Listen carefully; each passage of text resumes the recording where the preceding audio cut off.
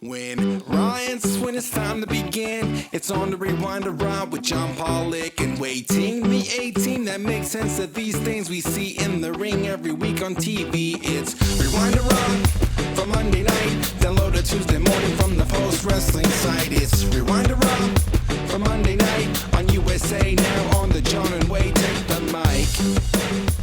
Hello everybody, welcome to Rewind a Raw. I'm John Pollock here alongside Wai Ting. On tonight's show, we have Raw to get through. We have another New Japan show, lots of news, a big week of shows here at Post Wrestling. But first, and most importantly, the start of every week. Wai, how are you doing? Doing great. I'm doing awesome. Just great. Very consistent. Very consistent. Yeah. You're always good. You're always great.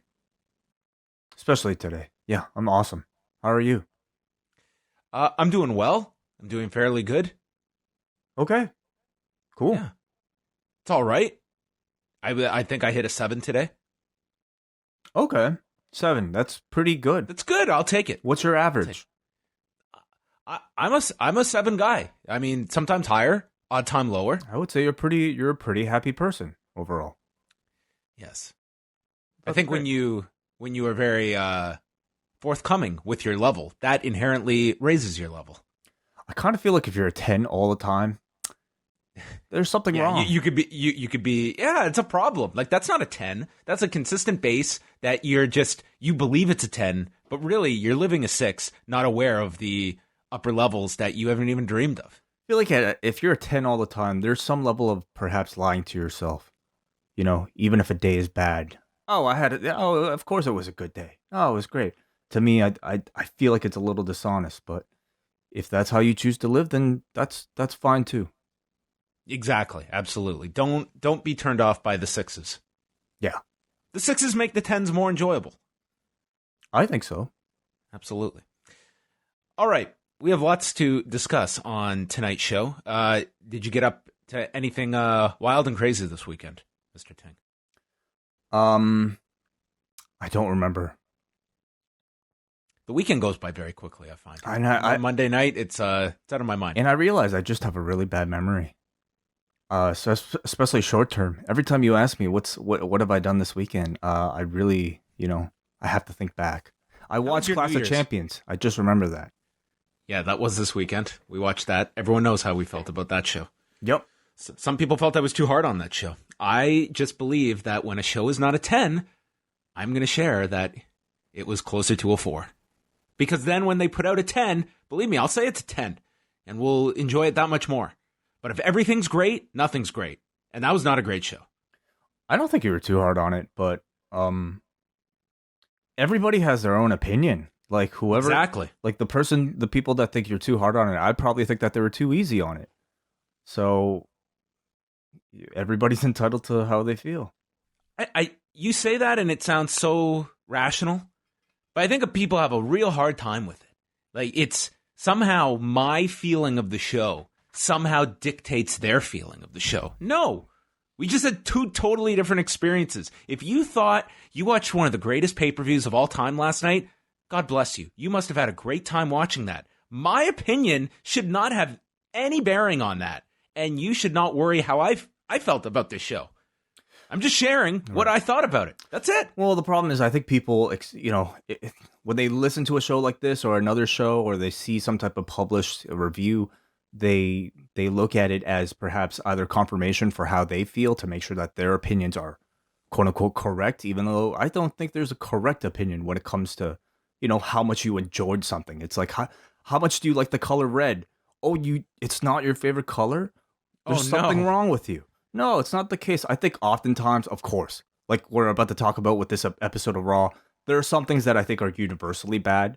But I would say for the most part, if you happen to enjoy a wrestling match that John did or I did that John didn't, I think most of the time it comes from just with a matter of opinion. And I would say this about anything, any type of review that anybody consumes, don't take it so seriously. Take your opinion above anyone else's. Apply this to everything. I think people just argue too much. I'm making this definitive statement right now. And now someone's going to disagree with that. I don't argue. People don't argue that much. You're really making a big deal out of this. There's no issue to make a deal out of this over. All right, let's really move on for now. I'm through my rants. I've got them all out. They're all out. I'm now. I've just felt my body elevate to a 7.5. All right. I want to start off by going over this week because it's a pretty big week here at Post Wrestling, and I want to go through some of the highlights of this week. Tuesday night, Way and I are back for Rewind a SmackDown. This is, there's a lot of changes coming, Way, and these Tuesday nights, there's only 2 of them left of you and I getting together to chat about SmackDown on a Tuesday night. What is going to happen? Probably a whole lot of nothing. We should just put up... Because these are going to be meaningless shows. I don't see them trying that hard to make sure that the ratings are kept up. All that matters to this company is what happens on October 4th. Well, we'll see tomorrow night. We will see what occurs in Atlanta. But that is coming up on Tuesday night. Then on Wednesday, very busy day here at the post office. Up first, we've got the British Wrestling Experience. Benno, Martin, and Jamesy, they are assembling, and they will have lots to run down. They're going to be chatting the most recent OTT card, a great match recently between Daniel Makabe and Carlos Romo. As well, Daniel Makabe is going to be joining them. I like to look at these interviews now as like the Jamesy Chronicles. His latest guest is Daniel Makabe, individual that I got to chat with a little bit over SummerSlam weekend because he was here in Toronto. So I'm looking forward to that chat, and they will have, I am sure Benno is going to have, well, all 3 of them, I'm sure, many thoughts on Eddie Dennis, your new Progress Unified Champion, who was crowned this past Sunday. Very cool. Those guys always do a tremendous job. So subscribe to the British Wrestling Experience. Yes, check them out. Wednesday as well, we are going to have the double shot where Way and I are reviewing the final 2 episodes 9 and 10 of Glow Season 3. It's all finale. Over with. The season finale. Yes. Maybe the series finale. Who knows? It has yet to be. We've yet to receive news of this series being picked up for a 4th season. So this could very well be the end of Glow. Maybe our final Glow reviews. And what a season it's been. John and I will pretty much be assessing the series or the season as a whole and taking a bit of your feedback as well if you choose to leave it at the forum. Yes, so tune into that. Find out if we are going to provide a glowing review or in the season finale, did Glow blow it? Find out on Wednesday. Plus, Way, you are going to watch Bloodsport. Is that the plan? Is that the tentative plan? I will state ahead of time, I'm not going to have time to watch this show. It's absolutely the plan. I think it might be the only thing salvaging my love of wrestling, my anticipation to watch the show. I definitely need something to kind of cleanse my palate. Well, it is a show that I've seen really great reviews for, so I will live vicariously through you if you can review that on the double shot. And I think we'll also get into the Sasha Banks Chronicle on the double shot as well. So all of that is coming up Wednesday for Cafe members. But the main event, Wednesday night, NXT is moving to the USA Network, 50% on the USA Network, 50% on the network. If you're in Canada, what a headache this is going to be, where you can, I guess, watch the second hour of the show on Wednesday night, but then you can watch the whole thing on Thursday night on the network. Very troublesome. Somehow, Braden Harrington and Davey Portman, I think they're going on a road trip to Buffalo to watch it on the USA Network. Then they're going to come back and they're going to do a podcast Wednesday night. So Wednesday night, a special edition of Up Next, going through the full 2 hours of NXT from Full Sail University, including Matt Riddle versus Killian Dane, which is on the network portion, Velveteen Dream versus Roderick Strong, and then you have the 4-way women's match to crown the number 1 contender for the women's title. Yeah, very excited to hear that. It's twice the workload for those boys, but I think they'll do a great job. I look forward to hearing their show. What is it? So it'll go up Wednesday evening? Is that right? Yes. So as soon as it's done, I imagine they'll probably record it. So late Wednesday. Yes, late Wednesday. And they're also going to have some kind of announcement on Wednesday as well. I don't know if it is a gender reveal. I don't know what they are going to be announcing, but we will have our ears open for Braden and Davey to announce whatever it is that they are going to announce on Wednesday. And then we will chat with them the following day. They will be here in studio for the Cafe Hangout at 3 p.m. Eastern Time. If you're a double-double, ice cap, or espresso member of the Cafe, you can watch us live, all 4 of us, here in the post office, taking your phone calls, chatting the fallout of the first NXT episode on USA and whatever other news is going on that Thursday. So tune into that. Friday, the return of the MCU review and what is on the post cinema this Friday way. Guardians of the Galaxy Volume 2, maybe somewhat timely given that James Gunn seems to have revealed his Suicide Squad cast, and among them, our favorite professional wrestler turned actor, the latest one, John Cena. So we'll be talking about his latest Marvel Cinematic Universe film, Guardians of the Galaxy 2. Yes, looking forward to that review. That, again, will be up on Friday. Into the weekend we go. Saturday night, Davey is planning to be joined by Jesse from the Six to go through the 2 Evolve cards. They're doing Friday and Saturday. Saturday is going to include Walter versus Cassius Ohno, which should be really strong. So Davey's going to be going through the Evolve cards. I put an asterisk next to that for ordering problems that could happen along the way, but that is the plan for Saturday evening with Davey. And then we cap off the weekend Sunday night. Way and I are back with a Destruction in Kobe post-show for members of the cafe. This is the big show of the tour, headlined by Tetsuya Naito and Jay White, as well as Hiroki Goto taking on Shingo Takagi as well. So big show from New Japan coming up on Sunday, and that is our week at postwrestling.com. What a packed week we have, Way. I know, as always. Show every day. So look forward to all of that great stuff.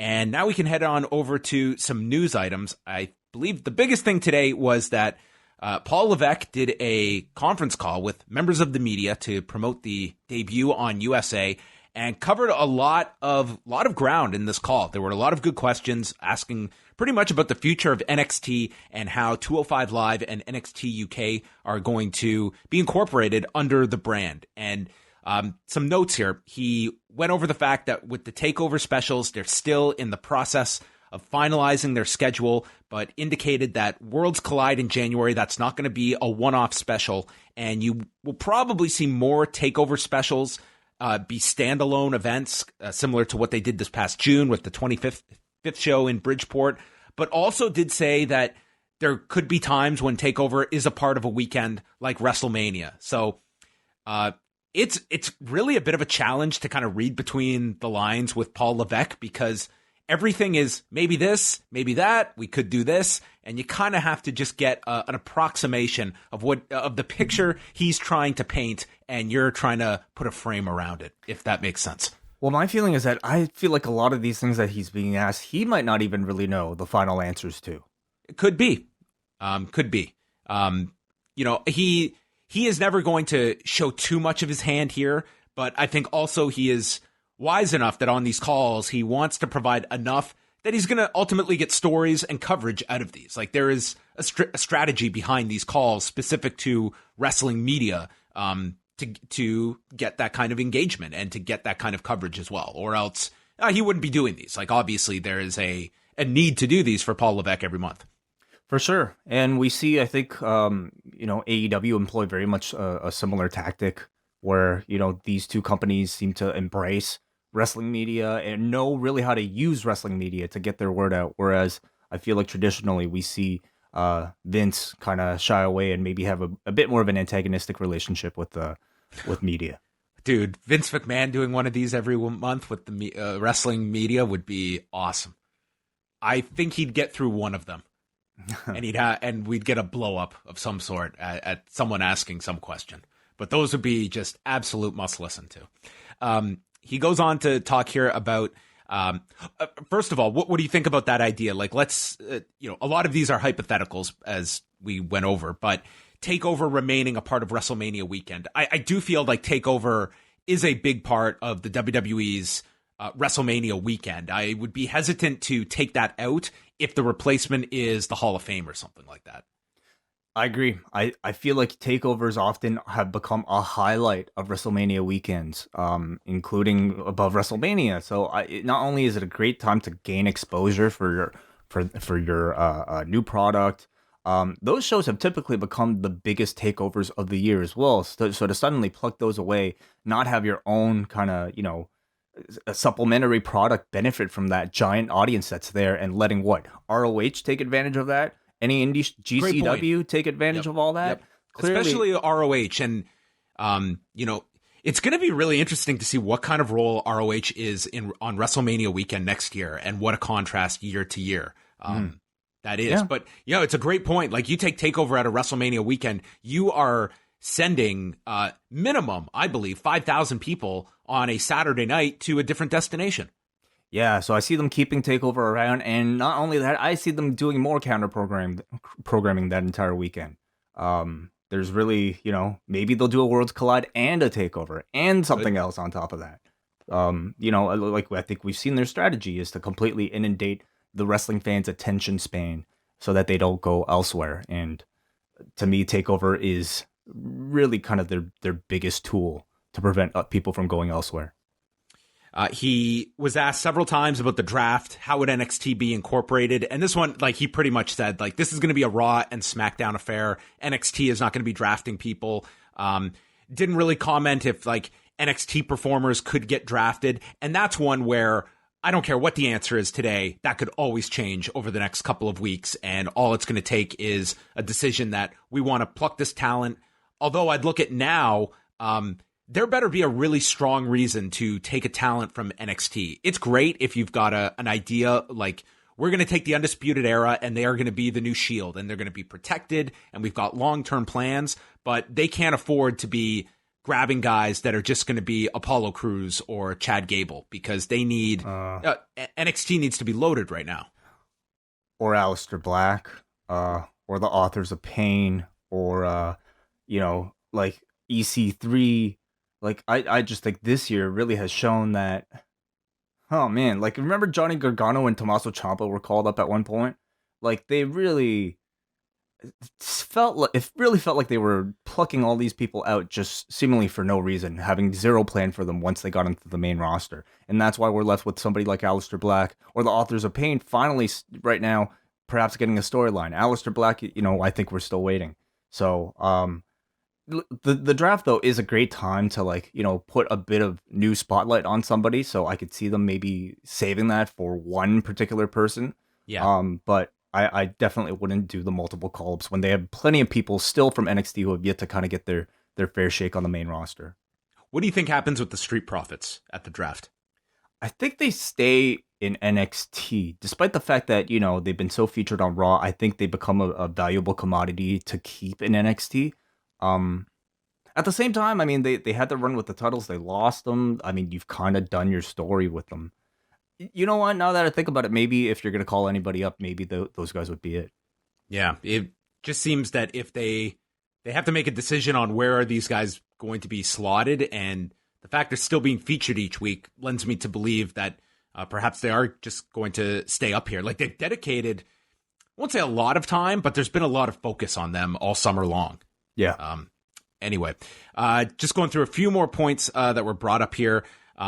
They talked about, several people asked about the takeovers potentially being longer in length because of the additional hour each week and having more programs and more people in the mix. And Levesque seems pretty steadfast on the idea of trying to keep the takeovers to the length where people are satisfied and not feeling like they drag on. And that was interesting because that's, a stark contrast to the WWE big shows, but stating that, we don't have to have all our stars on every takeover show. And he compared it directly to UFC cards where each month it's a different buildup and it's different stars on pay-per-views. Takeovers are not all that different. And there are so few spots at takeovers that you have a very hungry locker room that are coveting those spots. And that makes for a very strong locker room that are all trying to fight for those very few spots. So it seems that the 2.5 to 3 hour length of takeovers are kind of what he wants to cap these at. I mean, I love hearing that. I think that's a huge part of why takeovers have been as consistent as they've been, is because they've been short. They haven't had 5 hours per special to give us filler. There's no time for filler because there's so few shows and those shows aren't very long. So you constantly get high quality. And I'm really glad to hear him reiterate that. Of course, once what we see in execution, once the TV deal starts and maybe, he more influence is put on takeovers, might be different from what he says here, but I'm hoping because it's Triple H, he maintains, most of the control. Yeah, and it wouldn't surprise me if that is a fight he has had to have in the past, because as everything on the network has been hours consumed, I mean, it just lends you to believe, like, tack on another hour to these takeover specials. They're so popular, and they've been able to maintain the same length for the TV show, for the takeover specials, and I think that has been a positive for them, even though I'm sure there are people that are crunching all the numbers that state all these people would stick around for another hour of takeover. They might complain, it might water down these specials, but they'll watch them, and that's been, I think, more so a creative decision, a philosophical one, and one that does have a value to it, very much so. They've mentioned, this was already mentioned previously, that they're looking at doing 6 takeovers next year, along with 2 NXT UK specials, and said it would be very likely that talent from NXT UK would be shifting over and being featured on the USA Network as well.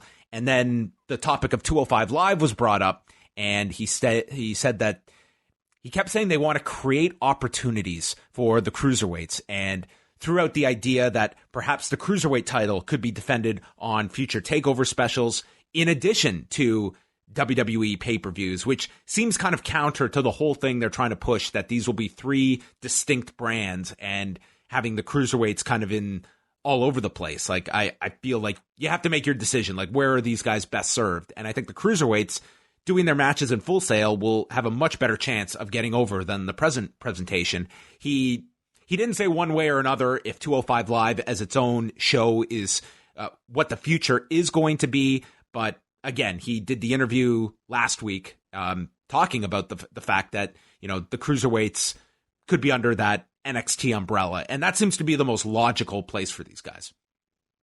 Yeah, I think so. In a response like that, I think there's a lot of either wishful thinking or maybe dancing around, not knowing what really the plan is going to be yet. My opinion, John. I think they should exist within the NXT quote unquote universe and not mix with, WWE main roster pay-per-views on the kickoffs as much as, exposure as that might give them.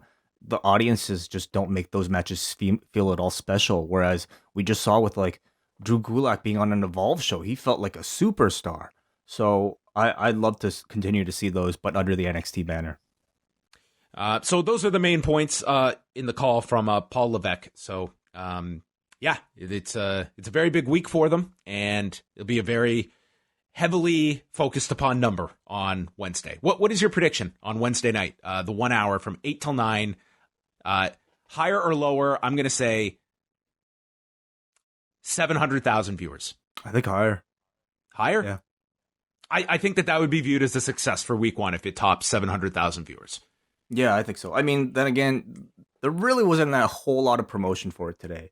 Like, maybe the big show is going to be October 4th. 2nd. Or October 2nd, I mean. Yeah. But I'll go over 700.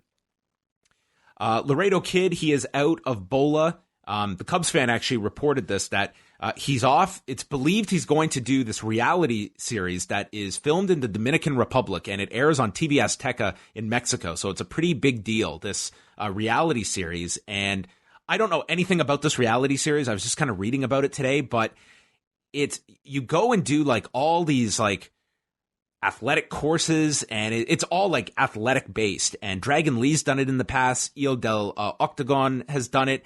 And they've gone and done it for like months at a time, like 3 and 5 months apiece. So it could be a very long time that he's off doing this. The trade-off is it's very big exposure for him. So he's dropped his bookings, and I guess he's going to be MIA. But he's been replaced by Puma King, who is stepping in for Bola this week and will take on Bandito in the opening round. So I think no harm, no foul. You get Puma King in there. And Laredo Kid is off to do this series that I have a mild curiosity to kind of watch and see what this all the fanfare is about this reality show. I have no idea what the show is. I mean, it seems to me like some sort of cross between like Survivor and like American Ninja Warrior or something, or like some type of. Yes. Please let me know if we get this in any form in Canada. I don't think we do, but maybe I'll be surprised. Maybe it's on some random channel I have that I'm not aware of. A channel I don't have is AXS TV, but if you do have it, this Friday, they are going to be airing the full Invading New York card from Sunday night at the Hulu Theater. It's going to air 8 till 11, which was the previous slot that their live MMA programming was in that ended this past Friday. So, Access already getting the rights. Well, this was obviously a part of the deal with Anthem to promote this show, was getting the broadcast rights. And we were aware that they were going to be broadcasting it, just a question of where. And of course, having access, that makes sense. But it's the whole show that's going to be airing in that 3-hour slot. So all 7 matches. And I think it's great if you missed this show and heard all about it. But again, I go back to like Royal Quest and then it's on New Japan World 2 days later. I can imagine some people that paid for this on pay-per-view and then you find out after the fact it's on free TV several days later. Yeah, I suppose so. But I mean, this happens with boxing all the time, doesn't it? But you know HBO is going to be airing when HBO aired boxing. Like you always knew you could wait a week and what you're paying for was the opportunity to watch it live. And this was, we're telling you after the fact that you have this other option. Well, maybe this is the first. And from this point forward, maybe this is the case now for other things. But I personally don't mind it so much. Like you said, John, anybody who paid to watch it live had the privilege of watching it live, which I think is very different from watching it a week later.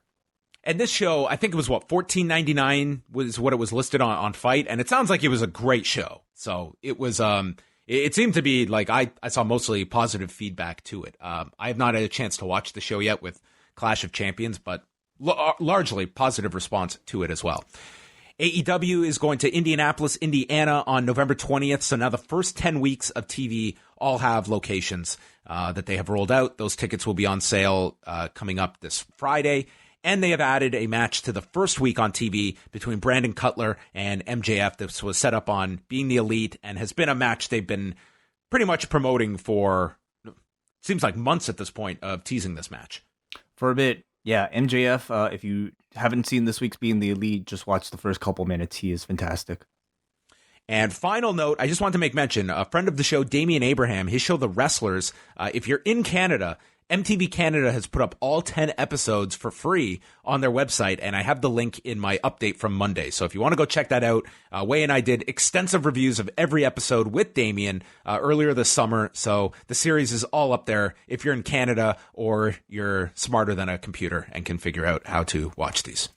That's really cool. And a special plug, if you watch these episodes and want to hear Damien talk a little bit about the behind-the-scenes makings of them, go back to this summer's editions of the Cafe Hangout, where Damian Abraham appeared on each week to talk about those week's episodes of The Wrestlers. So tons of behind-the-scenes stories, stuff that didn't make it, and a lot of interesting notes about the filming of these shows and all the different countries he traveled to. So I think very good companion episodes, if I do say so myself. And me and Wei are awesome on these shows as well. So that's incredible. Yeah. That goes without saying. So there you go. Those are all your news items. You can go to postwrestling.com. After Raw, we'll chat a little bit about the New Japan card from the matches that Wei and I have had a chance to see from today's show. But and any thoughts on the Big Cass situation, since we didn't? Oh, yeah, we should go over that. We didn't have a chance to talk about that. So just a quick recap here of what went down. So on Saturday night, there was a WrestlePro event, and this was all built around company owner Pat Buck, who has started as a producer with WWE. This was going to be his final show. And earlier in the day, there was some altercation involving Cass and Joey Janela. And I guess they exchanged words, and it got to the point where they ended up taking Janela out of the room and just separating the two later on. And a lot of this, Voices of Wrestling were the first to report this, and then Mike Johnson had a lot of additional reporting of what went on backstage at the show. But this escalated into Cass. I guess some of his belongings were missing, and he started accusing people in the locker room, and it seemed to have a very threatening tone to it. And he went into a room where Pat Buck was with several other wrestlers getting ready for his match, and ended up, it escalated to the point that Cass spit in Pat Buck's face, and Buck was had his back to the wall and punched Cass, and it got to that situation. And the building is attached to, it's next door to the Rahway police station in New Jersey. So there were several officers already in the building. They removed Cass from the building. He was not arrested, but he ended up, the report states that he was taken off in an ambulance. And, Cass has been pretty public about some of the problems he has been going through, battling depression. So this feels like a very touchy story. And it seems that, at the end of all of this, it was a lot of concern about this guy, more so than any kind of legal matter about it. But it just seemed to be a really unfortunate part of what was supposed to be a pretty feel-good show with Pat Buck getting his send-off. But Sean Ross Sapp added that Joey Janela declined to press charges because there was a portion here where some people were stating that there might have been physical contact, but that wasn't confirmed. But Janela was not pressing charges. So that's kind of the recap of what happened on Saturday. And there's been no word from Cass about this. He has not addressed any of this. Yeah, and I'm not even sure I really want him to. What I would love is to hear that he's taking some time to himself out of the limelight and just just take the time and to seek the help that he needs, because I think this story was really scary. I mean, getting to some of the rumored details of what was going on when everybody heard it. Nobody, I think, ever was reacting with any type of like, oh, haha, this is like, like the... No, there was no humor. Enzo and Joey Janela getting into a fight at the Blink-182 concert. This was nothing like that. This was, to me, a serious cry for help from a guy. So I hope he takes the time to find it, and I hope the wrestling community is supportive of that. Yeah, I think so too. It's this guy's obviously going through a lot of issues. I mean, that's probably pretty easy to assume. So that is the story there. And if there is any update, we will follow this as well. But maybe it's tough. It's like it was a similar reaction I had kind of coming out of watching that Chronicle episode of, when you are going through some problems, like your work, if it's pro wrestling, and it's not isolating pro wrestling, but like there comes a time when maybe you need to be away from this. And not just away from wrestling itself, but away from social media and away from the wrestling audience and away from, even like talk like this. I hope he's not listening. I hope, because I'm sure coming out of this story, everybody's got an opinion on it. And it's our job, of course, to, talk about it as news. But I don't know how healthy it is for the person that's involved in the news to listen to any of the gossip. So hopefully he finds a way to deal with it all. Yes. We also skipped over a major news item. And that is local celebrity Dan the Mouth Levesque. Oh, my God. Who is become one of the big newsmakers in the city of Toronto, along with his lovely girlfriend, Katie, who I think we should just send people to just go search out Dan Levesque and his position right now in the middle of the Canadian federal election that's going on, and how Dan Levesque has become like this interesting sidebar story about this big issue about election signs popping up on your lawn, perhaps unsuspectingly.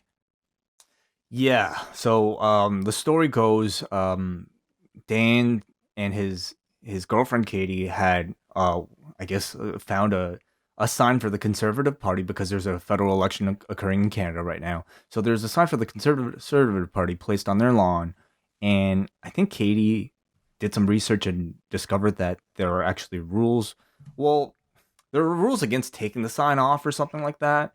I guess they were told, I think they contacted Elections Canada and were given advice that turns out it doesn't sound like it's accurate, that it is actually illegal to take down a sign on private property. So it is illegal to take down signs if it's on public property. Like, you cannot just deface or take down those signs. But if it's on your property and you have not given consent to have that sign placed up there, you can take it down. They contacted Elections Canada and were kind of told otherwise. And I'm assuming that perhaps it was lost in translation of if it was on a public street, or somehow on what is considered like city property as opposed to their own private property. And perhaps they were mistaken to have given permission, because they claim that they never gave permission. Meanwhile, the candidate that the sign represented said one of their volunteers asked for permission last year or earlier. On May 31st, apparently, they came by to ask permission to have a sign placed on the lawn. So even though the federal election was just called, though.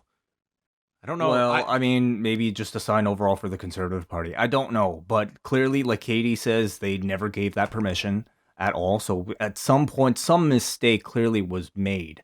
But it resulted in perhaps the best reaction ever. And knowing that Dan Levesque is attached to this makes the story, like, to me, makes me love Dan so much more. I'm just imagining that maybe someone like knocked on their door and like Mike was over there for like a pay-per-view or something. Yeah. You can put up whatever. Oh my God. Oh I'm yeah. joking, I'm joking. Didn't really get into it, but so there's a sign for a Conservative Party candidate. And so Katie and Dan decided to put their own signs around the sign and signs of their own that read, "They placed their sign on our lawn without our consent. And don't vote for," with an arrow pointing at the sign they were told they could not take down. Oh, and the penmanship on these signs, I have to really fantastic. Listen, Dan is a very good writer, but I think Katie's skill with like baked goods, that is someone with a clear attention to detail on the signs. So, I mean, geez, if Mouth was ever a sign taker to wrestling shows, I think he's got a ringer in Katie. I think so too.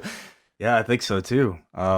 Anyway, this has become like a pretty big story in Toronto this weekend. I mean, Blog TO covered it, and then all of a sudden I see Dan Levesque and Katie, and their photo is on the Toronto Star website, because I guess it's going to be in the newspaper tomorrow, covering this issue that has just become a really, fairly notable story in Toronto today. So anyway, there you go. Dan Levesque, a giant star. Maybe he'll be our write-in vote for the election next month. I would 100% vote for him.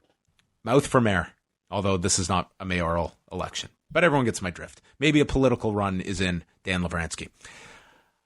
Just like Glenn Jacobs in Knox County. And that takes us to Raw in Knoxville, Tennessee tonight.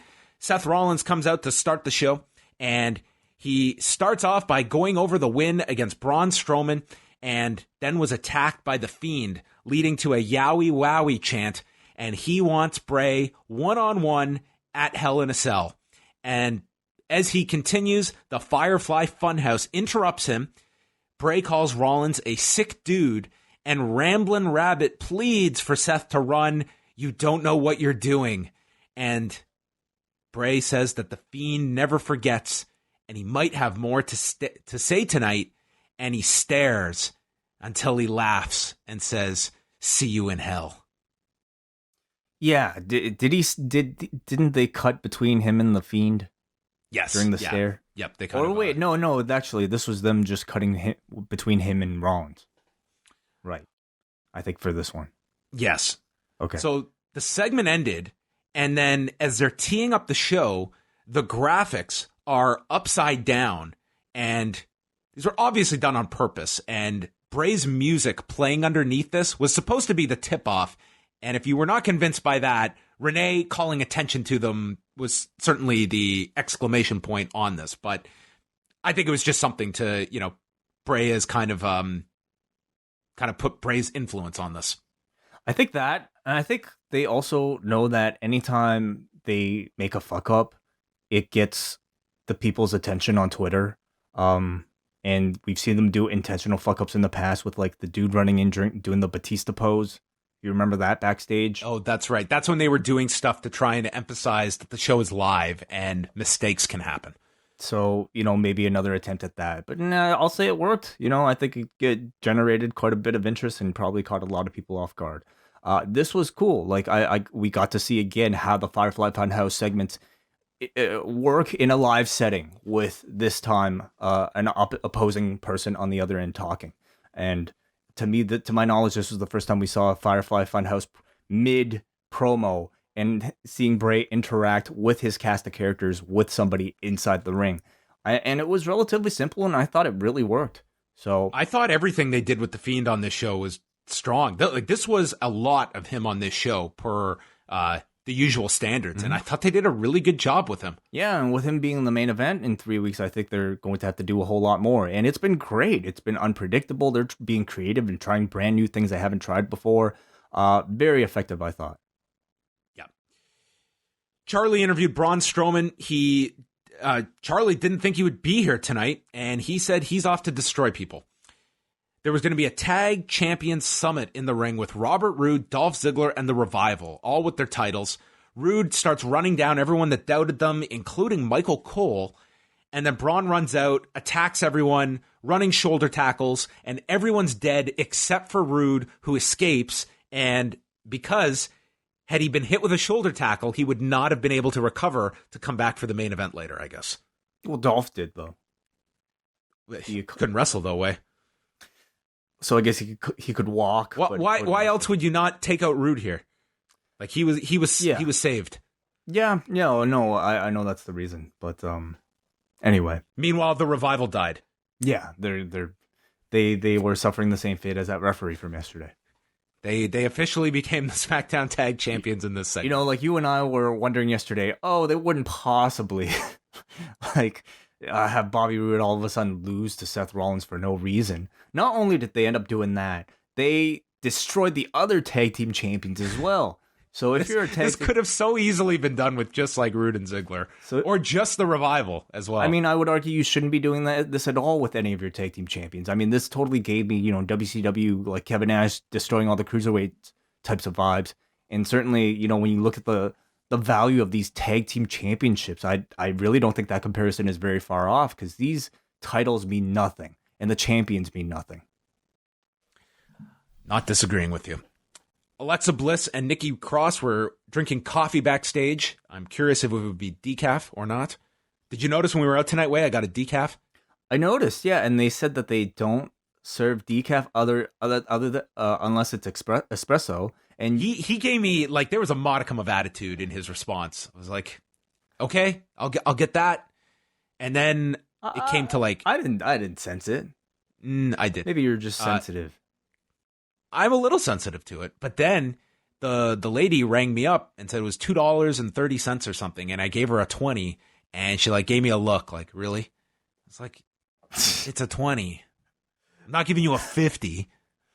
God damn. Do you want me to try and count up my quarters to see if they equal 2.30? Sounded like there was way more drama in this interaction than I thought. Like, I thought it was pretty casual, but I'm very alert to all these little things, and I always assume the worst of people too. So that's on me. How was it though? How was the decaf espresso? What did you have? Like a latte? Not bad. It was all right. It wasn't great. Not awful. All right, cool.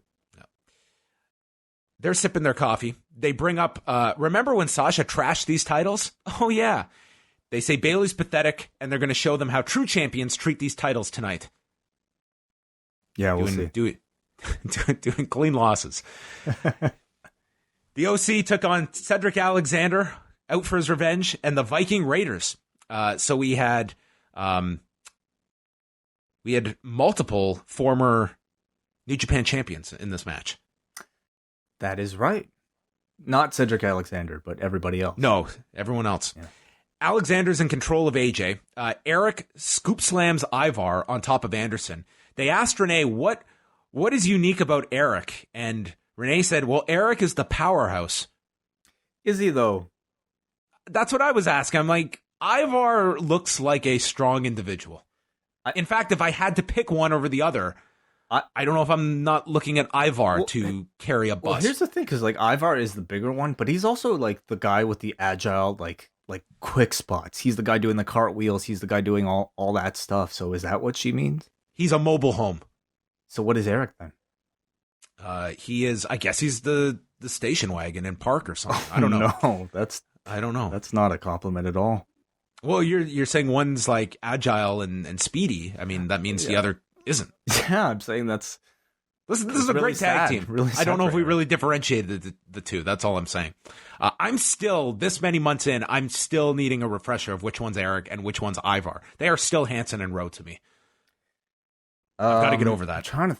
Is there a way to help you, like to help me even?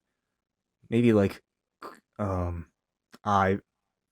Like, so the one with the long beard is Ivar. Ivar is Hanson, right? And Eric No. is... Oh, yes. No. Yeah. Eric is Raymond Rowe. Yes, you're right. Yes, you're right. Okay, so think about it like Eric Rowan. Eric Rowe. There you go. That is my trick. My life hack. My raw hack. Ivar takes out everyone, does a cartwheel, clotheslines Anderson, blind tag by Styles. He hits Alexander with a phenomenal forearm and pins this guy. And then for good measure, stomps him down some more. I was like, all right, well, we can't complain about 50-50 booking here. This is 100-0 booking with AJ and Cedric. Sure. The Vikings then get jumped by Gallows and Anderson. Ivar then climbed to the top and went for a somersault dive to Gallows, Anderson, and Eric. And Ivar went eye splat onto the ground. No one caught this poor guy. It looked like a really rough landing. Yeah. Oh, Jesus. So Styles is on the top. Cedric crotches him, delivers these punches, and he goes for a top rope Hurricane Rana. AJ blocks it and hits the Styles Clash off the middle turnbuckle, the spot that he did to Naito at Wrestle Kingdom 9. He's done this a few times. I think he did this to Cena. I'm just wondering, like, this couldn't have been the finish to one of the matches over the last 24 hours that we got between these two. Like, this is a pretty spectacular spot for a nothing post-match attack. Perhaps. I just This is like a big match thing you could bring out, or at least be the finish. I just don't think it would have made that big of a difference either way. You know, like that match was so short. Do you really remember anything from it? I don't remember anything from either one. But I remember the Styles Clash. This was impressive. I thought the match was fine. You know, I thought Ivar is really standing out with his hot tags. His whole thing doing the cartwheels as a big man. This audience seems to gravitate towards immediately. So I'm glad to see the Viking Raiders finally seemingly get a program. I'm mildly interested to see them take on Gallows and Anderson. But my question, I guess, coming out of this is this the end of Cedric's push, or is this just their way of building up his underdog status to make you finally want to see him beat AJ Styles? Yeah, I think by match 9, he'll have everybody. A few more months of this. Like coming out of this attack though, I don't sense that much spotlight on him. Like typically they would at least put the camera on the guy that was beaten up to make you, think about it from his perspective. And I really felt like he was just beaten up and then kind of relegated to an afterthought. When you do these kinds of things, and I don't think beating a guy continually helps pretty much ever, but you need to give him something, like something for the audience to latch onto, like a moral victory, or Chad he Gable. gets something. They've given Cedric nothing here, nothing to hang his hat on, even in defeat. It's just beaten, post-match beatdown, and how can an audience cheer for this guy? You don't want to cheer a loser, ultimately.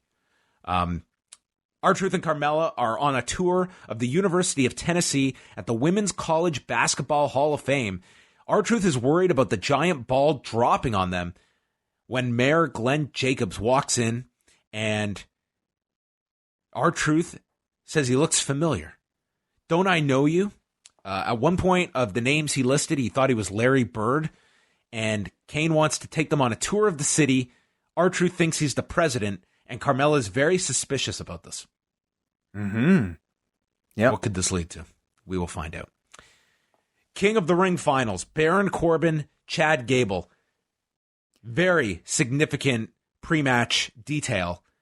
We got the tail of the tape, and Gable's finisher is listed as the Chaos Theory. I loved seeing that. Now, they've yet to call it that in the body of the match itself. So this could be some, the graphics guy recognizing that this is what the movie is. You're like, hey, TJ Wilson, type in the finisher for Chad Gable. You're in charge of the graphics. Yeah. So we've kind of really yet to see it officially recognized. But the fact that it was on screen, I thought that was really cool. Yeah. I also saw a bunch of people on Twitter not knowing what it was. Like, what is this Chaos Theory? Like what? Is this like Okada's group has a theory? Yeah, I wonder if those people would. Anyway, yeah. This match started at 8:45. Did you find that a little odd? Not so much. I think that they're looking at, without fail, the first hour is going to be the most watched hour. So I don't look at the fact that they put this on early as like an indictment of it. If anything, I think they felt that there are stakes to this match, and this is probably because the Monday Night Football game, I don't know what time it exactly started at, but I didn't read too much into it. Do you think they could have put this on late in the show? No, I mean, it was more so the fact that they didn't start it perhaps at the top of the hour, which, maybe they typically do. But this was also done to perhaps peak at the top of the hour, too. That's true. Yeah, because they got a lot of time here. Gable drop kicks him over the top. Then Corbin runs at Gable, and Gable takes a back body drop into the timekeeper's area. We go through a break. As we come back from the break, Gable is beating the count in, so we got, a 3-minute count. There's an inside-out lariat, and then Baron Corbin applied the Wei Ting rest hold. I have to say, like, these chin locks, this half Nelson thing has really not bothered me all that much during this King of the Ring run. Like, if he has the quality of matches that he's been having, you deserve a break. Take a rest. Put that chin lock in. Take a breather. And Kit Kat is one of the sponsors on this show. Sure, the Kit Kat lock. Call it that. Whatever. Give me a break. Yeah. But they haven't been that long. They have not. Certainly, I haven't been bored watching these Corbin matches. Well, they gave you that one. Then they gave me Corbin running into the post shoulder first. Gable capitalizes. They're all chanting Gable. He land a missile dropkick, and he fires up. He's hitting kapu kicks like he's Michel Pereira from Saturday Night. You have to watch that first round of this fight way. It is you would lose your mind watching this first round that this happened in an MMA fight. The stuff that this guy tried a Pele kick. He tried a standing moonsault onto the guy. He went for a kapu kick at one point. Did he and win? Then he was he gassed himself out beyond belief. He came down, dude, he was walking down the octagon. He's doing this crazy breakdancing routine. After one round, he had nothing left. And the Canadian, Tristan Connolly, wins the fight. That's the best. It was so unbelievable to watch. Like, the fact is, I could imagine this on some like local amateur show. Some guy just does crazy shit. But to see this in the UFC, it was mind blowing to watch this. You need to watch this round. You mean to like work so hard throughout your entire career that you finally get to this stage so that you can, I guess, piss it away doing moonsaults? Listen, this guy is so entertaining to watch, but I can't say it's the best strategy, as evidenced on Saturday. But nonetheless, Corbin pressed him into the air, into a slam. Gable was then thrown into the barricades. Corbin runs into the steps, and Gable wraps his knee around the post. He continues to attack the knee, and then runs into a deep six, only a 2 count. Chaos Theory for a big near fall. Chad climbs to the top, lands on his feet from the moonsault, and then he dives and like ankle picks Corbin and applies the ankle lock. Corbin fights to the rope. The audience is really into this. Corbin is taking elbows to the side of the head, and as Gable goes for this beautiful tilt-a-whirl, it's countered into the end of days, and Baron Corbin bins him. Baron Corbin wins the match in 19 minutes and 5 seconds. I don't even need any kind of argument to this. This was hands down, feet down, ass down, the best match of Baron Corbin's career. This was great. It was a very good match. Given, especially considering the length and the fact that this was on TV, they managed to get that crowd and managed to get them louder by the end of these 20 minutes. And when you tell me that this was a match featuring Baron Corbin and Chad Gable, if you told me that 3 months ago, I would not think that it would have turned out this well. This was great. And this was not just Gable either. Like, Gable's a great opponent for Corbin, but Corbin, like, I can't put my finger on it, but I think a low-key improvement for this guy. It's not just been like taking him off TV. It's the shirt. It's the shirt, clearly. The shirt has probably helped, but he also did the whole summer of house shows with Seth Rollins. And I feel like that probably was good for him to be doing those kind of main events with Seth off TV, whatever it is. This was a very good tournament for Baron Corbin. And I thought ultimately winning this, you know what? This guy worked really hard in this tournament, and it paid. Like, I don't believe I've ever seen a Baron Corbin match near this level.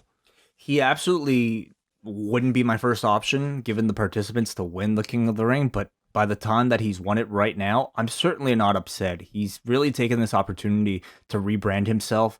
And, while I don't know how much King of the Ring will do for Corbin, I feel like he'll just be in the same spot, to be quite honest. Because, I don't see him being any more over than he was, as a general manager or constable or anything like that. To me, this is just another label that probably could have been used better on somebody like a Ricochet or Mustafa Ali or somebody else.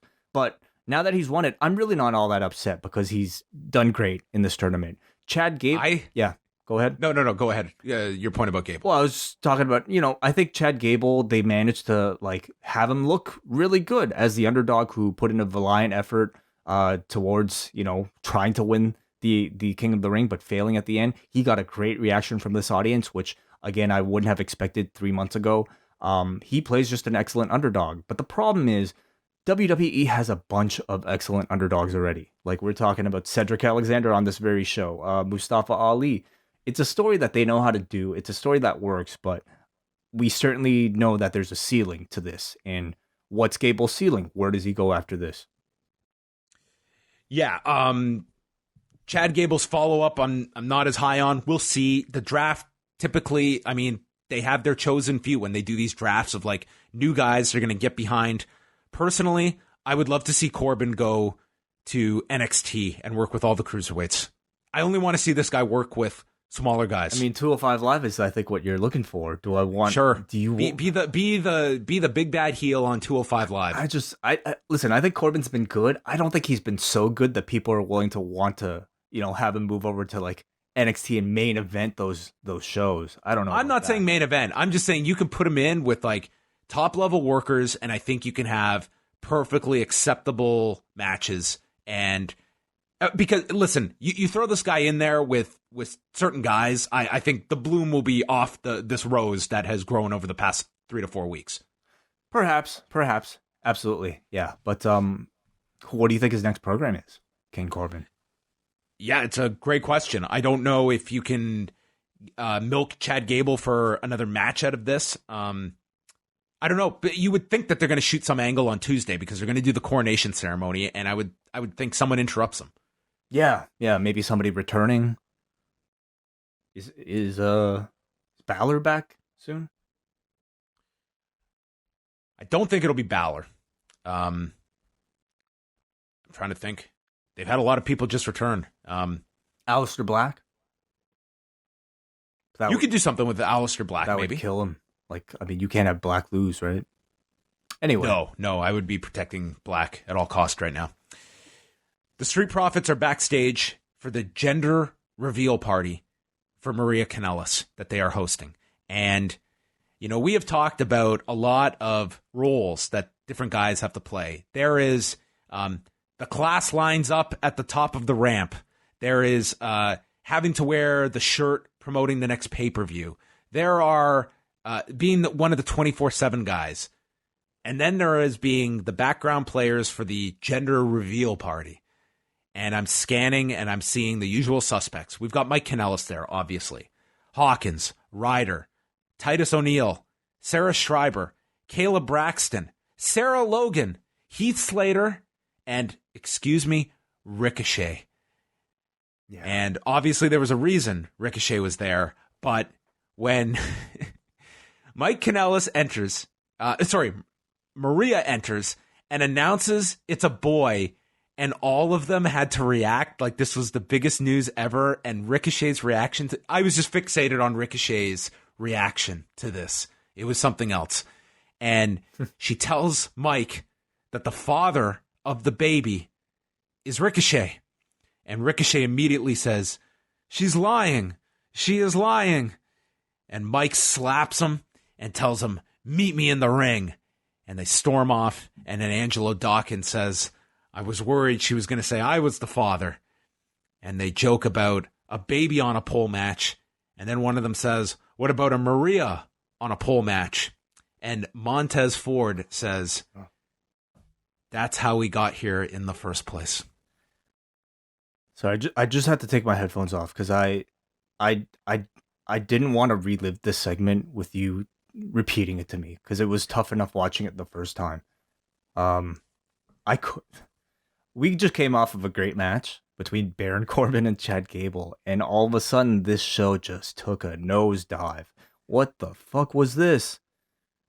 Like, oh my god, just from, just I know it's a Maria Kanellis, Mike Kanellis angle, and those have really sunk the bar pretty deep anyway, but I thought this was next level. Like, just doing a straight up Jerry Springer 1998 angle on your the WWE 1998 angle on your 2019 television, along with like Mike Kanellis' immediate reaction to finding out that his wife has cheated with a fellow colleague and that the fellow colleague has impregnated his wife.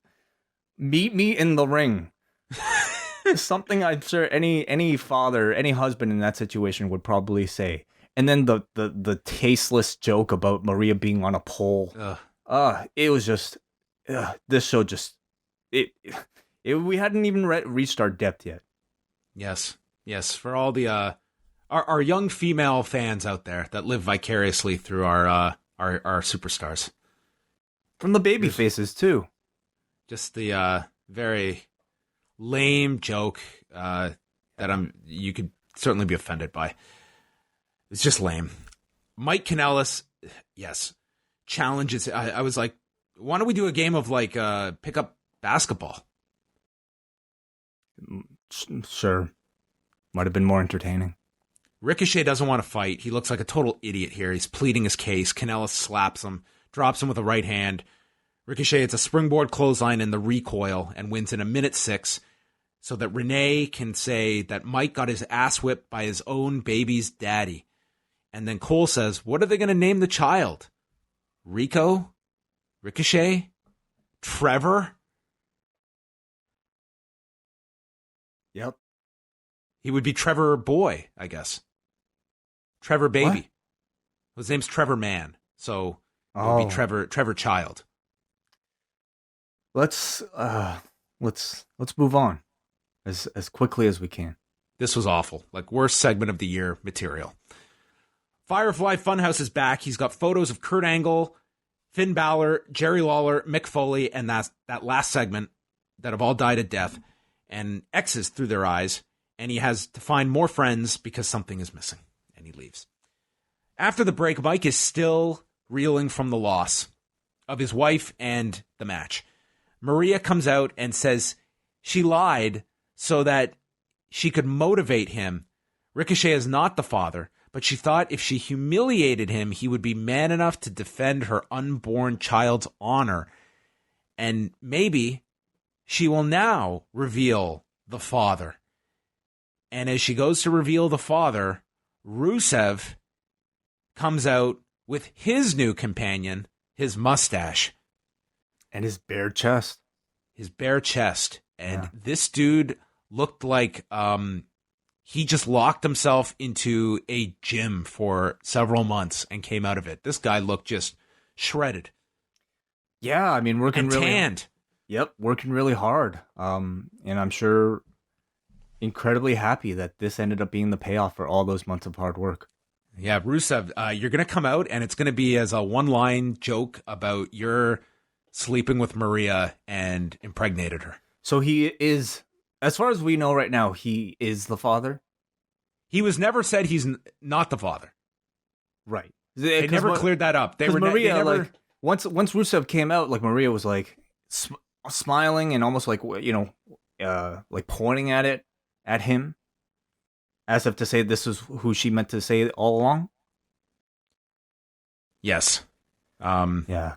I mean, let's, forget the fact that this is really stupid, and I can't believe, this. I can't believe I was spending my adult life as a 35-year-old watching this. It was one of those moments. And on top of that, like, it would be one thing if this was like Bobby Roode, okay, or Dolph Ziggler. But this was Rusev, somebody that throughout his entire history has been recognized as having a female companion and a wife in Lana. So her absence in this, or her lack of mention really in all this, was completely perplexing. Another kind of dangling thread that remains to be unsolved that I'm sure will go the way of, the Eric Rowan doppelganger. There was just so much wrong with this. maybe they were like halfway through the writing of all these segments, and someone in the room just like put his head in his hands and was like, they're trying to figure out, it's like, how do we reveal another father? And someone just goes, oh God, this is Russo shit. Rusev? Get him on the phone. God. Oh, A for effort. I tried. I had another joke, but I'm not going to make it. So Rusev comes out. Mike says he's having a really bad day. You don't say. He doesn't want to fight. He tells Rusev, if you're the father, I'm okay with that. Congratulations. And then he took a stick of dynamite and attached it to his career. Cole, I swear to God, followed that by saying, this guy is a loser. Kanellis trips over the steps like he tripped over this booking, got knocked down by Rusev, was destroyed. Graves seriously called him a beta cuck. Machka kick, accolade, and Mike submitted in 30 seconds, and Maria walked out. What a 15 minutes of, I don't know what to call this.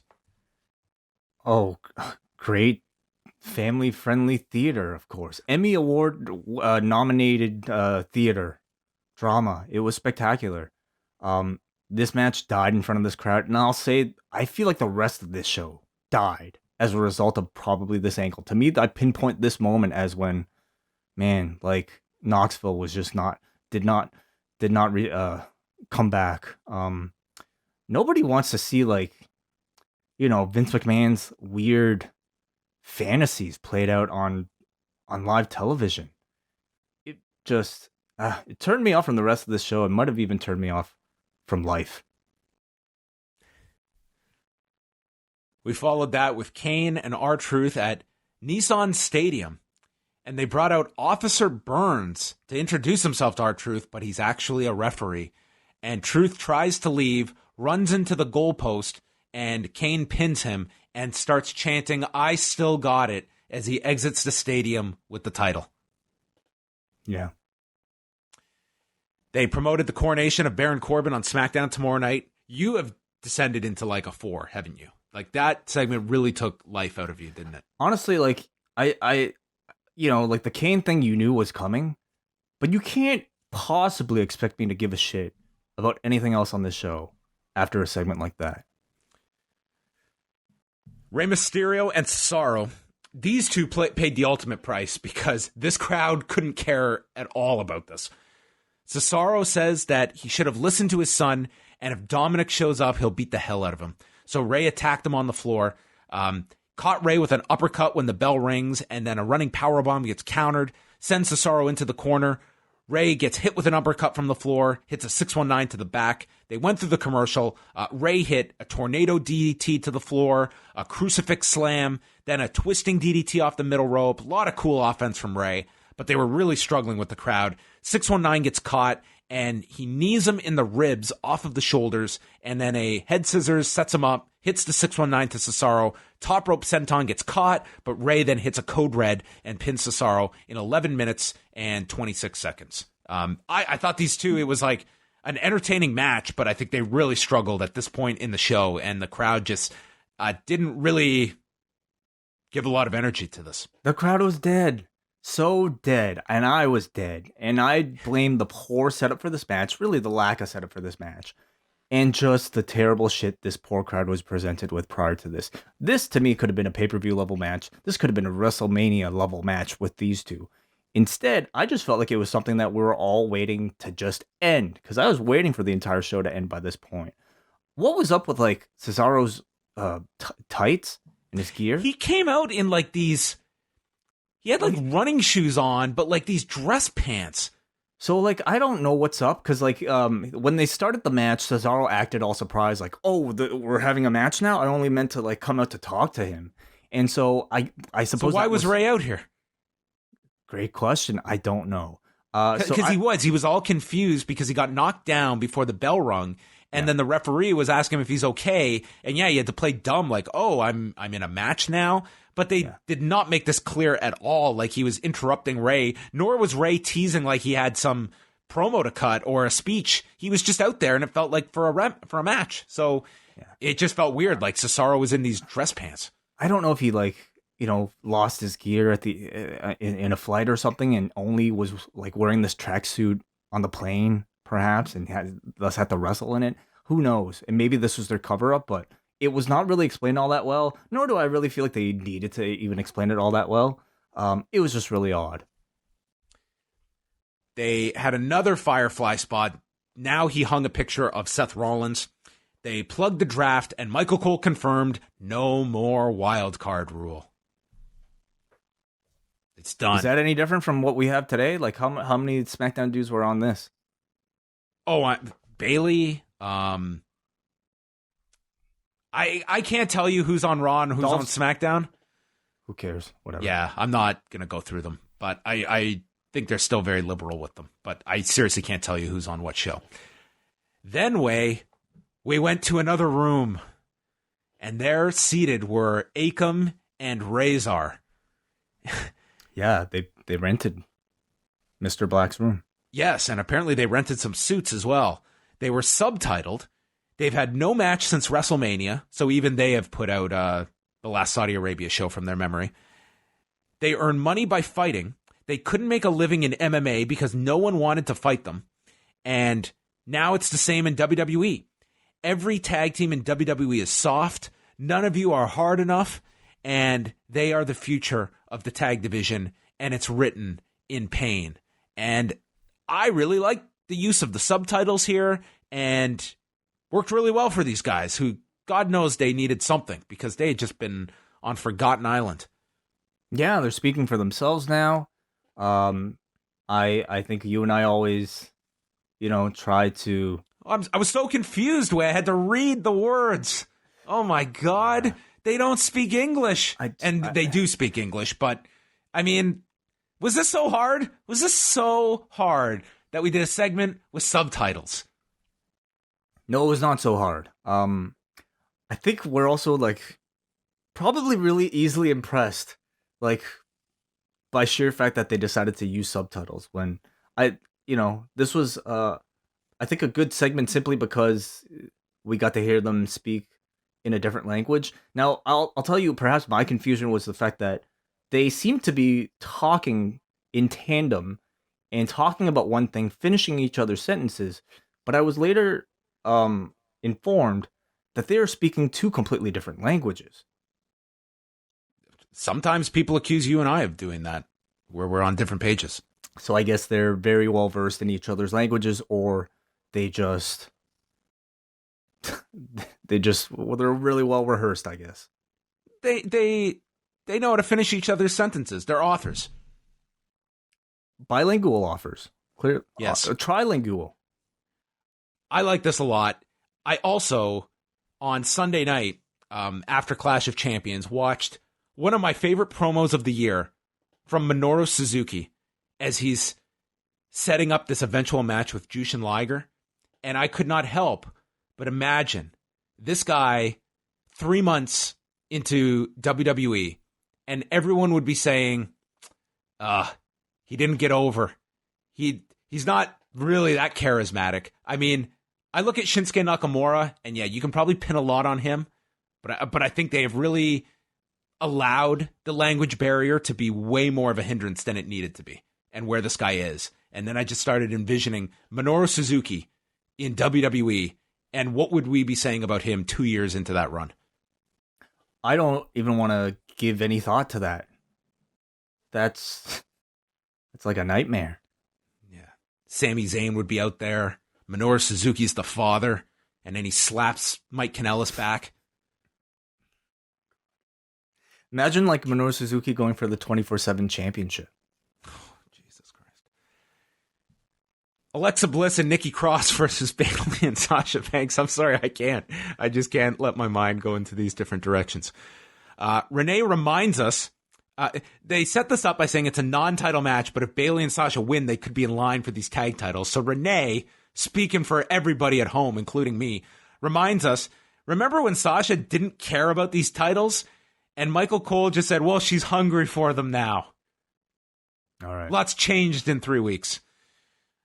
Bliss hits a somersault off the apron and landed on Bayley and Banks and then was selling her knee, which would play into the attack later. They attack Cross in the corner. Bayley then yanks Bliss off the apron and is attacking her knee and drives it into the steps. Cross then tries to jump off of Sasha's shoulders out of the corner and nearly spills and dives trying to take out Bayley.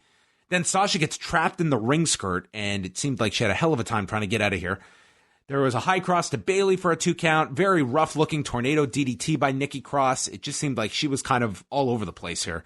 She went for the top rope swinging neckbreaker to Bayley, but Sasha made the save, and then Banks, backstabber, Banks statement, and Nikki Cross tapped out at 13.5 minutes as the champions showed the challengers what 2 champions who value these titles are really all about. Yes. Pretty standard, I thought. 2-on-1 handicap match by this point. I thought there was a lot of rough stuff in this match. Yeah. I thought it was kind of like par for the course for like this group. But yeah. Are you okay? Sorry, I dropped my phone. Oh. I felt like all the matches coming off of that Kanellis segment were just done. Like, this crowd had no interest until Becky Lynch came out. Yeah, Banks has a chair, and Becky Lynch comes out with her own chair. And what I found so amusing about this was Becky's use of the chair to try and hit her. It wasn't like she was trying like an overhead shot. She was like pointing it towards her like she had the broken table in WCW NWO World Tour. I was trying to like joust her or something with it. So she awkwardly misses. Then Bayley has a chair. So we have 2 chairs against 1 chair, leading to Charlotte coming out. And what does she do? She's got something way more lethal than a chair. She's got her boot. And she runs down and kicks it out of Bayley's hands. In her heels. In her heels, yes. The baby face using the heel. And Sasha then misses with a chair. Becky attacks her with it. And this place goes nuts, chanting for Becky. They really got into this. Yes, they did. Yes, Becky Lynch is very much a superstar. I would say saved this hour of programming. No, she didn't save it. Never mind. But completely salvaged it from being a completely dead reaction for the whole thing. Anytime the 4 horsewomen are together, it feels special. And I'm glad they're continuing this feud alive. Yeah, I think that it was, it was hot at the pay-per-view, and I think hot coming out of this as well. So after that, we come back from break, and Sasha is in the locker room. She says she's the star of the division and challenges Becky to a rematch at Hell in a Cell, unless you're man enough to accept your move. Unless you're man enough. Unless you're not man enough, you mean? That's what she should have said, but she said, unless you're man enough to accept. Okay. All right. And then she added a bitch in there. Yes. I was building up to it, but Way stole my I'm phone. sorry. That's okay. We got it out there. Yeah, they really need to cool it with the usage of a bitch. It's not because I'm offended. It's because they're overusing it. Well, maybe they need to come up with some more creative language. They need to step it up, really. Escalate, Plenty of cuss words out there. Beta cuck? Yeah. It's great. So Kane's limo is arriving, and R-Truth is on top of this limo. Let's not ask questions. Kane gets out, Truth surprises him, rolls him up to win the title, and then they have a reunion of sorts. They propose they just go and enjoy the show. It's like, oh, you've already missed the best part. Kane says it's home sweet home, and he just blames the title win from earlier on Instinct. Yeah. And they've shown up at just the right time. Becky cuts a response to Sasha's challenge. She mentions her $10,000 fine, calls her a trapped rat, and she doesn't want to beat her at Hell in a Cell. She wants to destroy her in Hell in a Cell. So we've got our 2 cell matches, Seth Rollins and The Fiend, Becky Lynch versus Sasha Banks. Did they confirm Rollins and the Fiend in the cell? You would Yes, expect it. But... They said it several times on the show inside Hell in a Cell. Ah, okay. Cool. Good. Great. Yep. Good promo from Becky, I thought. Yep. Lacey Evans versus Dana Brooke. We got some chops from Dana on the floor. Michael Cole was very impressed. Evans leaped over the top with a seated drop kick to Dana through the rope, and then Evans hit the woman's right, used a handkerchief, and then applied the sharpshooter, yelling, "Do you hear me, Natty?" And she did a knee-down sharpshooter. Oh, yeah. Yeah. So that feud is continuing. Sorry, are you finished with the recap? That was it. That was the whole match. She won, yeah. This was 10:30. The crowd was gone, and clearly by the match that they put out here, Lacey Evans versus Dana Brooke, I don't think they expected to resuscitate this crowd anyway with this match. So I propose that they just they air videos at 10:30 from now on. Like music videos or sure, like a Much Dance Party, random Euro trash videos from the year 1998. I think would be probably more well received than a match like this, and it's really unfortunate because I'm really glad Dana finally got an appearance on Raw. I hear she's improved. I'm sorry, but I was in no mood to assess the performance tonight. I was so out of the show by this point. But I don't necessarily feel like this match was put there to regain my attention anyway. They plugged NXT for Wednesday. They only mentioned the Velveteen Dream Roderick Strong match. I thought it was a really adequate push for NXT, but not super effective. They were just like Raw. It was just like Graves, Renee, and Cole talking briefly about it, and then airing commercials. Like I think this was a perfect time to get Triple H to come out there to talk about NXT, maybe bringing down some of the cast as well. Some promos. Yeah. Anyway. Yeah, I think this needed a harder sell. And more so on Raw than SmackDown. And I'm not even expecting a big push on SmackDown either. It just feels... the debut's Wednesday. Yeah, I know. So I thought tonight... I was expecting a lot more for this week going into Wednesday. On SmackDown, they're going to have Shane McMahon addressing Kevin Owens' firing and Baron Corbin's coronation. And the main event, Seth Rollins, Robert Roode, non-title. Dolph Ziggler's out there in his corner. Rollins goes down on the floor. They go through a commercial break. Rollins stops Ziggler with a super kick, mounts a comeback. He goes for a springboard knee. That misses. Blocked the spine buster. Hit the Falcon Arrow. And then he buckle bombs Roode and goes for the stomp, but Ziggler runs in for the DQ. 10 minutes, 4 seconds. And this prompted the OC to come out. They beat down Rollins with a magic killer, Styles clash. It's 5-on-1. And then Kane's music plays. He comes out. He takes out everyone. He chokeslams Gallows, double chokeslam to Anderson and Styles. The place is heated. It's like 10:56, and I think everyone realizes what they're going to do here. And it made perfect sense. He goes to set off the pyro, but instead the lights dim and you hear the Fiend's theme start to go. The place goes dark and he shows up from behind Kane. It was a very good visual. He applies the mandible claw and the closing moment, he crawls towards Seth Rollins and Seth has to pretend like it's the fucking Demogorg that is approaching him. It was a little awkward to watch Seth have to react to this, but I thought the Fiend portion was really strong here at the end, and adding a new kill to his list of casualties in Kane. Yeah, I really like the Kane interaction here. It was unexpected, and I think something that the people live probably really loved, seeing their mayor. Could you imagine seeing like our mayor? What's even our mayor's name? John Tory. Yes. Imagine seeing John Tory all of a sudden like put a mask on and chokeslamming dudes at a WWE live event. That would be something. So I'm sure the people live really loved this. I think people at home loved it too. It made perfect sense for the Fiend to add another notch on his list by killing this legend as well. Really cool.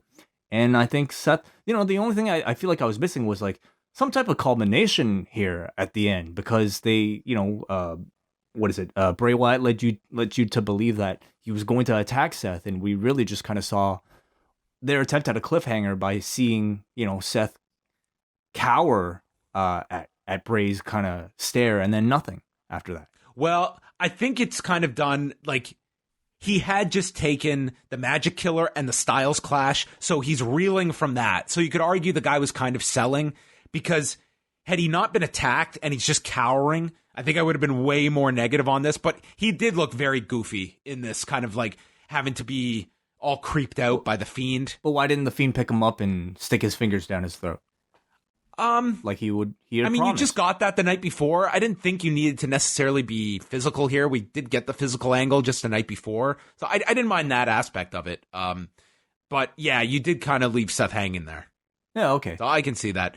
Then we got a minute left, and we go to the Firefly Funhouse graphic package, but it's going upside down, it's skipping, it's flickering, the music is going up and down. It was like this really creepy vibe, and I dug it. I thought this was like a cool end. Like, the Fiend has like taken over this show, and it just ends on this really bizarre graphic package with the music, and I kind of liked it. It was like a different end and really hit home, like the Fiend being all over the show.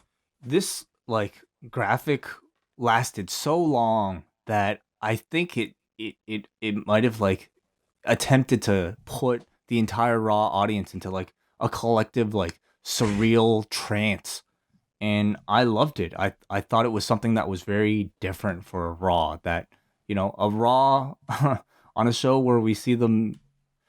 They tried a lot of things on this show, and a lot of it felt really cliche, but this felt totally original and totally different. So it ended strong, but God, I cannot forgive them for some of this other shit that we sat through. That Mike Kanellis angle continues to drop the bar so much more, and for me ruined like the second half of this show. Well, let's go into some feedback, because I'm curious to see what everyone had to say about this show. On a scale of 1 to 10, Way is probably going for a 3. You voted a 6.67. You might have a better chance of forgetting things from your recent memory than I do, I guess. Jay from Colorado writes, can either of you help me to understand why at the beginning of this tournament the thought of Baron Corbin winning the King of the Ring seemed dreadful, but tonight it seemed exciting and different? Whatever it was about this tournament, it completely reinvigorated Corbin. This was a really quick turnaround for his career. He went from nuclear-level heat from the crowd to people chanting him and cheering his victory in 5 weeks. I can't believe I'm saying this, but I'm looking forward to seeing more of him. The match was his best yet, and that end of days was sick. We got a Sam from Oswego who says, hey guys, thanks again for taking my call last night. Raw was interesting tonight. From my favorite match being the King of the Ring final and least favorite being the 6-man tag. It seriously gets to a point where they keep putting the same stuff on TV, and it's really bothering me. Ray had a good match, and man, I wish that Gable won. The ending of the match was beautiful, and with Gable fighting from underneath, it made me feel as though good things could be coming for him in the future. Remember those words. However, the overarching story of Kane coming to the arena to be put up by Bray really made me smile, because that is the way to put the man over. He is the new demon after all. Brandon from Oshawa, I can't believe that anyone actually thought there was a choice other than Baron Corbin for King of the Ring.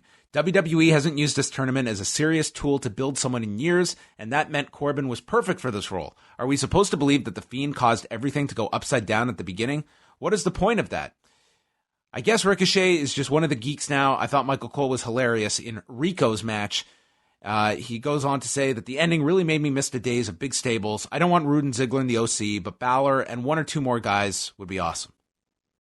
Adam from the street says this Raw had a little bit of everything, and like an episode of Nitro in 2000, it wasn't boring. How long is it until we get Casey Catanzaro's reaction video to Ricochet being Maria's baby daddy? Well, that was already settled on this show. Paul from New Jersey, hell of a King of the Ring final. Why no coronation? Or coronation? Well, they're doing it tomorrow. The gender reveal segment start all the way to the Rusev was an embarrassment. Keep Ricochet away from all of that. I feel bad for Mike. Rusev, the dad then? What a clusterfuck. I enjoyed Kane even though the comedy was pretty bad. Big Dana Brooke fan. She looks crisp even though the match had no heat. Crowd kind of sucked, but a fantastic ending. Hey, there is no shame I am placing on this crowd. Noah from Vaughn. Hey guys, hope all is well. Aside from the Bray Wyatt segments and AOP promo, I thought the show was pretty bad. Like having both new tag team champions get beaten up by a guy that lost a match to a smaller opponent last night. Just so dumb. The gender reveal stuff is up there for worst segment of the year for me. The only saving grace of that was the commentary right afterwards, which was hilarious. However, October 2nd can't come soon enough. thoughts on Brandon Cutler versus MJF being added to the premiere episode? Yeah, we talked about it. I don't have any deep thoughts on it. It's a match they've built to. It's, I think it's just MJF getting a strong win or a win, some type of debut over Brandon Cutler. I don't necessarily see Brandon Cutler being a featured performer at all. And I hope they do like a little recap of their feud, and it'll get MJF's character over instantly on that first episode. We'll see. We'll see how much they recognize like stuff that's been taking place on Being the Elite, because it's so, tonally comedic. And that to me remains one of the most interesting things about the premiere on TNT. What sort of style of TV will it be? All right. MJ here writes, okay, a lot of this is just a recap. Firefly Funhouse is great. I cannot believe the 180 Bray has pulled off for his career. The stuff with Glenn Jacobs was fun. AOP cut a killer promo, which makes me wonder why we have to live in a world where Nakamura and Asuka were forced to speak English. That's all we've got for now. 6.5 out of 10. Brandon from New Jersey. What's good, my guys? That was an interesting Raw. I love that a character like The Fiend could have control of production and the lights. I love how they're treating this character like a supernatural threat. Hope they continue this push with him without him losing to Seth in the cell. How do you propose working around that without hurting either guy? Didn't like the cuck angle. Love the return of Rusev with the Magnum PI, Mr. Baseball Mustache. Seaway, I can send a normal email. I still steam coming out of his ears probably. I'm out of here. Love you guys. Well, thank you, Brandon, for being normal. I think it's one of the more intriguing parts of how they booked that match. As I said, I don't think either guy should be losing right now. Which makes for a certain intrigue to it as well. I mean, I think Seth could lose. You could. Yeah,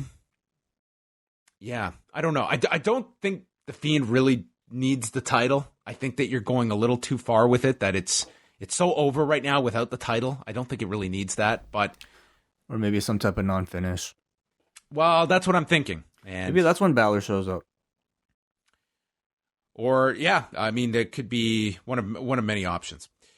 Let's go on down to Andy from Columbus. I watched the show on my iPad, only raising the volume when Monday Night Football was on. Go Browns. What's up with so many returns all of a sudden? Eric in Miami, 3 things that stood up for me. 1, at the end of the first quarter of the football game, there was a reset from Cole telling us we were watching the King of the Ring final. Oh, okay, that makes sense. So I guess they parked it with the end of the first quarter. 2, they did something very smart with The Fiend. Bray teased that a new photo was going on the wall. I thought he was attacking Ray, but after the Ray match, he just put up a photo of Seth. Yeah, okay. 3, I really liked AOP doing the Salamanca twins from Breaking Bad. Okay, and Cash writes, I was ready to shit on this episode after confusing myself that Ricochet was being paired with the Dorks, but it was one of the best Raws in months. Cameos, returns, great wrestling. Alexa and Nikki are great and extremely entertaining. Sasha and Bayley are doing fine. The 24/7 segments leading to a Kane return was great. King of the Ring final and closing segment were both among best segments this year. 8 out of 10 show. One of the best Raws in years, way. All right. There you go. All right. Before we get on out of here, I do want to talk a bit about the destruction in a Kagoshima card. And what did you think about Kota Ibushi being the father? I really didn't see it coming. What did you get to see from the show today? The last 2 matches. Okay. So you saw the exact same as me. So the undercard results saw Yuya Uemura get the first 2 points in the Young Lion Cup, defeating Clark Connors. Ren Narita defeated Kramer. Manabu Nakanishi, Toa Hanare, Carl Fredericks, and Alex Coughlin defeated Yuji Nagata, Ryusuke Taguchi, Shota Umino, and Yota Tsuji. Tomohiro Ishii, Yoshihashi, and Roppongi 3K defeated the Gorillas, Fale, and Chase Owens. Tanahashi, Makabe, Liger, and Honma defeated Suzuki, Zack Sabre Jr., Doki, and Yoshinobu Kanemaru, and definitely track down that Minoru Suzuki promo. It's fantastic. And I'm more convinced now that is going to be Wrestle Kingdom. I think it's almost too big now. I think that if they wanted to, I think they could hold it off until Wrestle Kingdom. Yeah, we'll see. I mean, it seems like it's a long way to stretch, but maybe. Okada, Goto, and Rocky Romero defeated Sonata, Shingo Takagi, and Bushi. Naito and Evil defeated Jay White and Yujiro. And then the final two matches, up first, we've got Taiji Ishimori and El Phantasmo defending the IWGP Junior Heavyweight Tag Titles against Will Ospreay and Robbie Eagles. They went 23 minutes and 10 seconds. Ospreay and Eagles are already maybe my favorite babyface tag team going today. They were so awesome. This was like, man, we talked about like the tag matches at Clash of Champions, and then I watched this, and this just blew me away. I love this match. This was one of my favorite tag matches this year, and I loved it from start to finish. There was some great double team offense from Ospreay and Eagles. They were tons of like stereo dives to the floor. They've developed their finish, which is the Spanish fly together off the top that they're calling the Red Wing as a tribute to Amazing Red. And then you had Eagles working on the knee of El Phantasmo, including using the Ron Miller special and doing a 450 onto the knee. So Ishimori came in. There was a belt shot setting up a near fall from Ishimori, and then a flying knee and spinning neck breaker. Will makes the save. The place is roaring during this final stretch. The Oscutter gets caught, and there's an assisted bloody cross, and then a CR2 delivered to Robbie Eagles, and Phantasmo and Ishimori defend the titles in 23-10. This was awesome. I thought this was so great. This was, to me, the better match of the two matches that I ended up seeing. Agreed. The Birds of Prey, I think, are everything about them is clicking, from the way that they form to just their double team maneuvers. I mean, really everything Will Ospreay has been doing this year has been amazing, and the fact that he's now towards the end of the year able to form like what is quickly becoming one of the hotter tag teams in wrestling at this stage is incredibly impressive. Like, to me, just watching these two, you definitely get like, vibe that these two are a very established tag team that might have worked together in the past, but maybe they haven't, and this is only because they're both great wrestlers. But you get like real like Young Bucks types of vibes with them, with the amount of coordinated double team maneuvers that the two have. I would really like to see these two go further, as a team. I know Will Ospreay is probably quite busy doing a whole lot of other things, but I want to see Ospreay. Like, Ospreay is amazing because you can put him in the junior division. You can put him in the tag division now. You can put him in the heavyweight division or the never division. Like, he is incredibly valuable to this company in a variety of ways, and it's unfortunate that, you can't clone the guy because he seems to be valuable to everybody. This guy has done the best of the Super Juniors, the G1, the Super J Cup, and I'm pretty sure him and Eagles are going to do the best of the Super Junior Tag League. Yeah, yeah, for sure. Yeah, I think they should do Tag League proper, but they could do. There might be a point. If he does both those tournaments, that's going to be just crazy with the Super Junior Tag League and then the World Tag League at the end of the year. That's crazy, but I mean that's kind of his thing this year. It's like he's done all the big tournaments and it's nuts. So I think this guy's going to have a phenomenal finish to what's been an unbelievable year. I'm going to be really shocked if this guy doesn't get Wrestler of the Year because I think this guy's clinched. He's already got it. Yeah. Main event was Kota Ibushi versus Kenta, and first impression of blonde Kenta. What'd you think? I love it. He looks cool, man. Like it really works with the heel vibe. Fresh coat of paint makes him seem a bit more like a dick. He immediately nails Ibushi before the bell rings, and he attacks Ibushi with the briefcase, and he can't be DQ'd because the match hasn't started. And then he stomps the briefcase and breaks it. Yeah, but he preserves the contract inside. So the bell rings, and he immediately hits Ibushi with a Busaiku knee for a 2 count, and it's all Kenta. He's doing the great heel antics. The crowd is pretty anti-Kenta here. They were pretty loud here. Ibushi finally rises up in the corner to fight back, and they get really excited. Ibushi's selling and his facial reactions to all of this were really, really solid. Excellent. And we should mention, he was also in his hometown, so you had that dynamic attached to it as well. Kenta got a chair, and Kevin Kelly called it asinine for him to use a chair and risk disqualifying himself and not being able to win the contract. Kenta says, fuck it. He nails Ibushi in the knee because you know what? Red Shoes is the referee. You think this guy gives a shit? Of course not. So kind of made Kevin Kelly look like he was just screaming and no one was listening. It tells me they've still yet to, like, you know, inform the announcers, or maybe even just New Japan themselves. They've really kind of seem to yet to come to like a conclusive rule book about when weapons are allowed and when weapons aren't. Because I thought it was an inconsistency to the match. I didn't think you needed this spot, especially because we established they went to such great lengths of using the briefcase before the bell rang, and you established that structure, and then you just blatantly disregard it. You don't even knock down Red Shoes. You do it right in front of him. So I thought that was like a negative on the match. Well, the fact like, that it was not necessary. Has Red Shoes ever DQ'd somebody for using a weapon outside of the ring? Because at some point, I think I figured that if a legal tactic occurs outside of the ring, it doesn't count. It's like, why? Still, great question. I don't know. Well, for heat, I mean, for heel heat is the excuse. But the fact that, like, Kevin Kelly, you know, might not be aware of something like that suggests that either that's not actually a thing, or that they haven't really kind of talked about what the rules actually are. He attacked Ibushi's knee with the chair, dropped it onto the announcer's desk, and then continues attacking it along with the damaged ankle of Ibushi.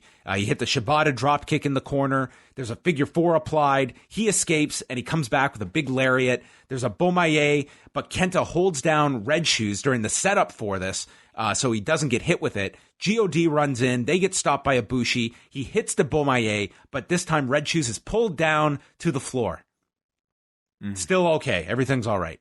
He attacks Ibushi with a magic killer. And then the super power bomb gets stopped when Tomohiro Ishii and Yoshihashi run in, and they're fought off. PK, Kamigoye, Kenta kicks out of the Kamigoye, becoming the second person, along with Lance Archer, to kick out of the move. And everyone reacted to it. Did they not give it to, like, Okada, or who did he face in the... I don't think he ever hit it in the... He beat Okada. Right, and didn't Okada get the kick out of it before? Because I remember we talked about how the effect of whoever it was that Ibushi beat in the A Block final, that was lessened because Lance Archer had already kicked out of it before. Okay, well, maybe I stand corrected if they did it in the G1 final match. But it's a very, very protected move nonetheless. So he kicks out of it, and he then calls for the GTS. It's blocked. He hits a flying knee to Kenta, and then a second Kamigoye. Oh, sorry, that's where we get the near fall, and then he roars up and then hits the Kamigoye. I screwed this up because Kenta hit a Kamigoye first, and Ibushi kicked out of that. So we each got Kamigoyes from both, and it's the two from Ibushi that keep Kenta down. 26 minutes, 23 seconds. And then afterwards, Evil came out, which was Ibushi's other loss in the G1, and presumably sets up King of Pro Wrestling with the contract on the line next month again. I was really interested to see this match, to see like where Kenta was, you know, after, you know, seeing the Ishii match and the whole thing that came out of that. I was curious to see how much he would do, and he did quite a bit. Although I would say like this was perhaps not the style of match that, you know, was filled with. It was not as intense as the Ishii match, and it's hard for me to think back if it was even as intense as maybe the first Kota Ibushi Kenta match in the G1. I felt like he was relying a lot more on, you know, heel posturing, kind of like, you know, I don't want to call it stalling because that kind of gives it a negative connotation, but like stalling in the best way, in that, like, you know, he was able to maximize, I think, a lot of movements and things that he was doing without taking a great deal of punishment. I thought Kota Ibushi's selling was tremendous. And, you know, as far as physicality, they certainly, you know, reached those high levels towards the end.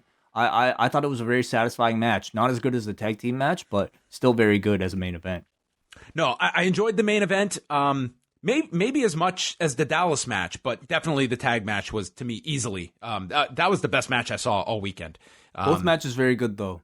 Yeah, good end to this show. I thought stronger final two matches than Beppu had on Sunday. So they have several small shows this week, and then the big one is Sunday in Kobe, which, I mean, big maybe is a bit of an overstatement. We got Tetsuya Naito against Jay White in the IC title match, Hiroki Goto against Shingo Takagi. I think that match is going to be out of this world. That should be really great. And then we've got tags underneath with the final Young Lion Cup matches as well. So that's coming up on Sunday. And we'll have a review of that show on the Post Wrestling Cafe. Yes, that'll be up Sunday night, so we hope some of you tune in to check that out. But that's going to wrap up Rewind to Raw, so thanks to everybody for tuning in. We're going to be back Tuesday night following SmackDown in Atlanta, and lots to come. So check it out, postwrestling.com, postwrestlingcafe.com, and we'll be back in 24 hours.